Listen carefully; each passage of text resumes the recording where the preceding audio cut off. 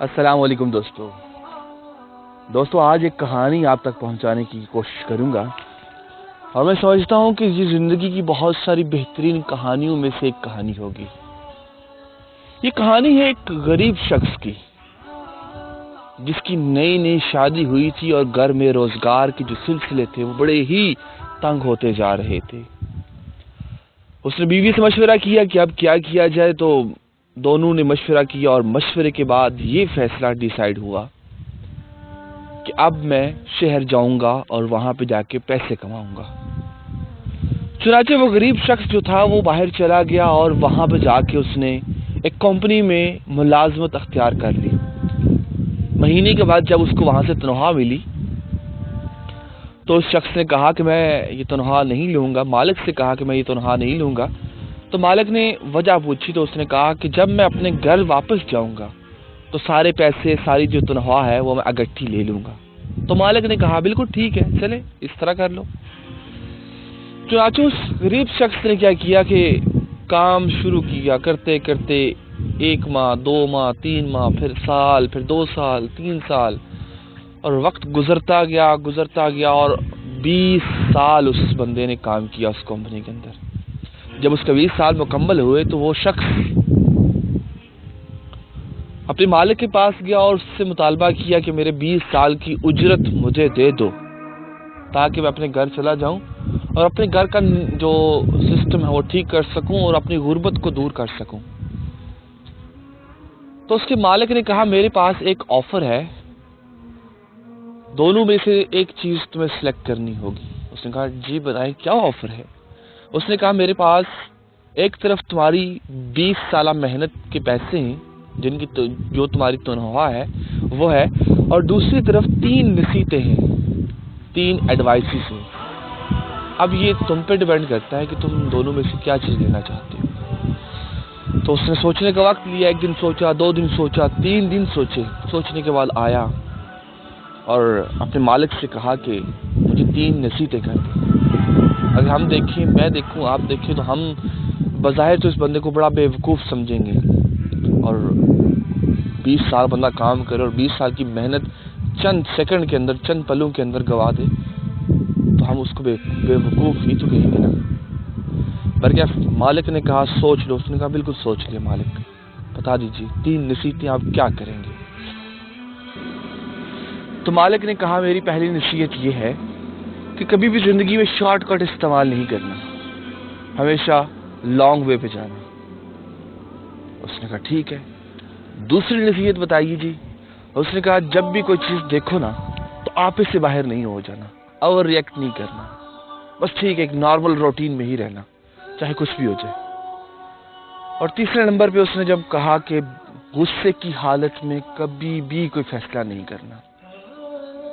یہ 3 نصیحتیں تھیں اور 20 سال کی جو محنت تھی وہ چلی گئی۔ اب بندہ بڑا حیران پریشان ہوا، گھر واپس جانا تھا اور جیب میں اس کے 1 روپیہ تک نہیں تھا، بلکہ واپس تو جانا تھا نا۔ تو مالک نے کہا کہ یہ 3 بند ہیں میرے پاس، یہ تم لے جاؤ، راستے میں بھوک لگے گی تو کھاتے رہنا۔ اس نے کہا چلیں، مالک کیا ہو سکتا ہے، اب 3 بند ہی چلیں گے۔ اس نے وہ 3 بند لیے مالک سے اور اپنے گھر کی طرف چل دیا۔ کیونکہ 20 سال کا سفر تھا، اپنے گاؤں کو تک بھول چکا تھا راستہ وغیرہ، اور آبادیاں تبدیل ہو گئی تھی۔ جا رہا تھا، راستے میں بندے سے پوچھا جی میں نے فلاں گاؤں جانا ہے تو میں کون سا راستہ اختیار کروں، کس طرف سے جاؤں؟ تو اس بندے نے کہا یہ راستہ، اگر آپ اس راستے سے جائیں گے ایک طرف سے تو یہ 3 دن لگے گا آپ کو پیدل، اور اگر آپ اس وجہ سے جائیں گے تو یہ راستہ آپ کو 5 دنوں میں آپ کے گاؤں تک پہنچ جائے گا۔ اس کو مالک کی پہلی نصیحت یاد آئی کہ بھئی کبھی بھی شارٹ کٹ استعمال نہیں کرنا۔ اس نے کیا کیا، 5 دنوں والا راستہ اپنایا اور اپنے سفر پر گامزن ہو گیا۔ وقت گزرتا گیا، شام کا پہلو آ گیا اور شام کے پہر میں جا کے، اب ظاہر سی بات ہے انسان تھک بھی تو جاتا ہے نا۔ اس نے ایک جگہ ارادہ کیا کہ یہاں پہ تھوڑا سا اسٹے کر لوں گا اور پھر اس کے بعد میں اپنے سفر کو مزید آگے تک لے کے جاؤں گا۔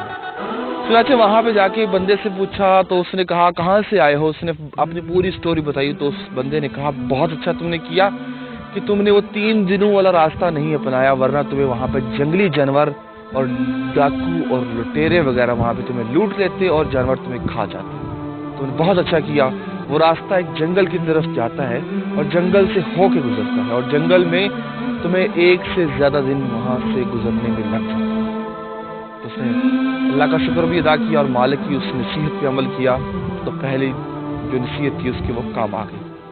اب آگے جانے لگا تو شام کا وقت تھا تو ایک بندے کے پاس رکا اور اس بندے سے کہا کہ جی میں نے یہاں پہ ٹھہرنا ہے. تو مالک تھا وہاں پہ. اس نے کہا میرے پاس تو ایک ہی چارپائی ہے, دوسری جگہ ہے لیکن یہ باڑا ہے, یہاں پہ جانور وغیرہ ان کو باندھتا ہوں میں, تو اگر تمہارا دل مانتا ہے تو تم یہاں پہ رات گزار لو اور صبح چلے جانا. ساتھ ساتھ وہ اپنا جو بند تھا وہ بھی کھا رہا تھا اور اپنا پیٹ پوجا بھی تو ساتھ ساتھ چل رہی تھی.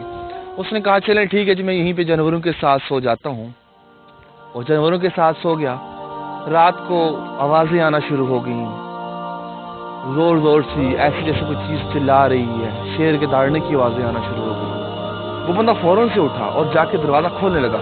پھر مالک کی نصیحت یاد آئی کہ کوئی بھی چیز دیکھنا تو اوور ریئیکٹ نہیں کرنا, آنکھوں سے باہر نہیں ہو جانا, جو ہو رہا ہے بس ہونے دو اس کو, اپنی نارمل روٹین پہ رہنا. اس نے کہا ٹھیک ہے. وہ واپس جا کے پھر سو گیا. تو وہ جب مالک آیا تو مالک نے کہا کہ بھائی مجھے یاد نہیں رہا تمہیں ایک چیز بتانے کی, اصل نہ یہاں پہ رات کو شیر آتا ہے اور شیر آتا ہے تو جو بندہ بھی یہاں سے باہر جاتا ہے تو اس کو وہ کھا جاتا ہے. اس لیے اس باڑے میں بہت سارے لوگ کام کرتے تھے اور اس ڈر سے یہاں پہ کوئی بھی کام نہیں کرتا. اس نے مالک کی دوسری نصیحت پہ عمل کیا تو وہ بھی اس کے لیے فائدہ مند ہو گئی. اب اس نے اپنا سفر مزید آگے گامزن شروع کر دیا. کرتے کرتے کرتے جب وہ اپنے گھر میں پہنچا تو شام کا وقت تھا. جو ہی وہ گھر کے انٹر ہوا تو شیشے کی الماری سے دیکھا کہ اس کی بیوی ایک نوجوان کو وہ کسنگ کر رہی تھی, لاڈ پیار کر رہی تھی. اس کے مائنڈ میں فوراً سے بیڈ تھنکنگ پیدا ہو گئی. قریب تھا کہ وہ بیوی کو جا کے طلاق دیتا یا اس کو اور اس لڑکے کو مار دیتا.